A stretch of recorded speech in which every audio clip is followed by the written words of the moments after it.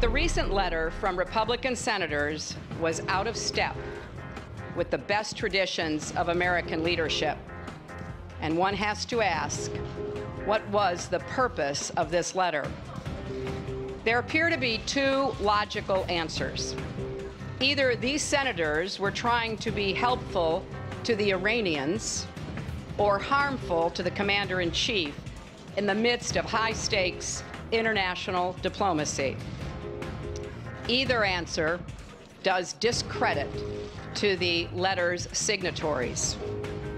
Boy, I wish that was the only topic at hand. I love the way she handled that. Anyway, that was the reaction from Hillary Clinton to the 47 Republican senators who sent a letter to leaders in Iran, the right-wing guys over there trying to explode the nuclear talks.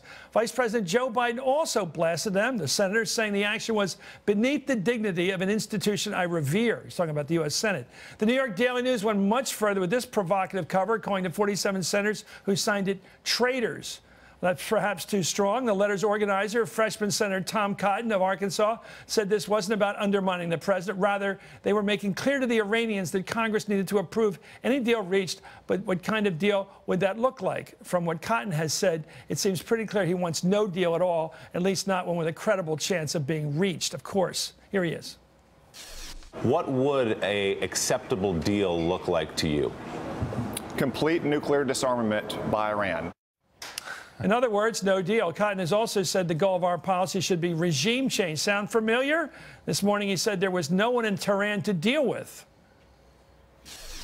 There are nothing but hardliners in Tehran. They've been killing Americans for 35 years. They killed hundreds of troops in Iraq. And while he now says he isn't trying to undermine the president, as recently as January, the senator down there spoke about the true goal of congressional action: stop the negotiations altogether. Here he is. Certain voices call for congressional restraint, urging Congress not to act now, lest Iran walk away from the negotiating table, undermining the fabled yet always absent moderates in Iran. But the end of these negotiations isn't an unintended consequence of congressional action. It is very much an intended consequence, a feature, not a bug, so to speak. We're back for the roundtable. Howard, Margaret, and Ted. Margaret, I want to start with this. You know, I thought the Republicans learned their lesson, because you notice they don't say we were right to go into Iraq. They all feel now that they were bamboozled by W and the neocons. There's nobody saying we should have gone into Iraq on the Republican side. And here this guy is blowing the bugle for another war. Yeah. A war. Right. I mean, I think he wants to be the Ted Cruz of foreign policy. He's been in the Senate for 60 days. He comes out with as the author of this letter. And what it shows is that they hate Obama more than they care about, you know, America's foreign policy.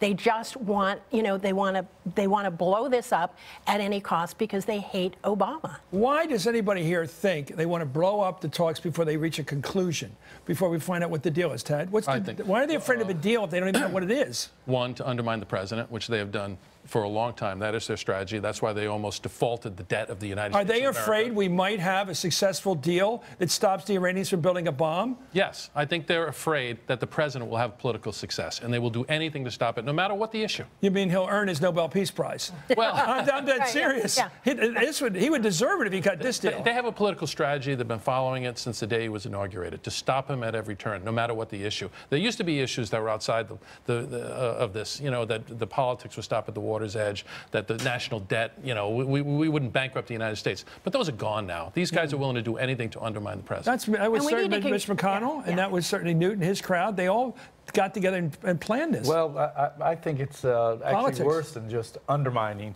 the president. I mean, I think this is such an extraordinary sign of disrespect for our government. Yeah. This is really more of an attack, and a continued attack on the president, and just another issue to attack. I think it's another thing like that "you lied" that crazy guy yelled at, and then this whole Netanyahu thing. We got our own leader, world leader. We're going to have it here, not you. We're going to depose you and bring in Netanyahu. Yeah. That's what it seemed like. Yeah, we have 47 presidents signing the letter, and by the way, let's congratulate Senator Bob Corker for good for him. I'm Susan not Collins signing. Susan Collins didn't and you know.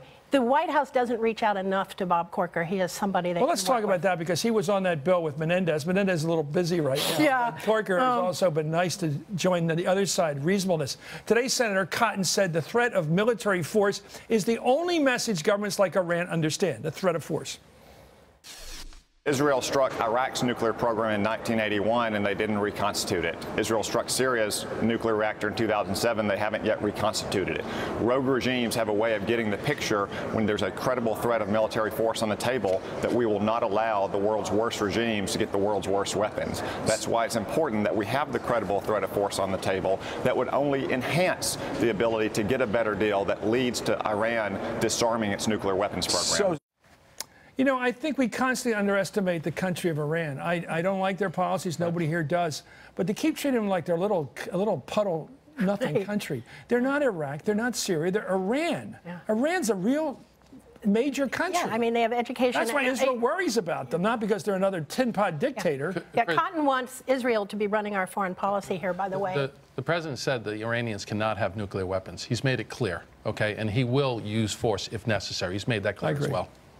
I'd say that about any president. Right. And that's why this is just another partisan attack on the president, as opposed to the substance of trying to really influence policy or this agreement. You know, I looked at today all the companies doing business with Iran. I mean, it's amazing. I mean, they've got this integrated economic system. Excuse me, Margaret, I'm going to say someday people are going to look back on this era and they're going to say this president was treated worse than anybody by his opponent, and they'll think, what was it about him? And they'll remember what it was about him. Yeah. They gave him this terrible vulnerability. Emails. Anyway, thank you, Harold Shapeberger. Thank you. Harold. I always had to try. I grew up in Philly. We don't know how to say these names. Harold, not Howard. Margaret, Maggie, thank you, dear. Maggie Bresnahan, please, and Tad Devine, a smart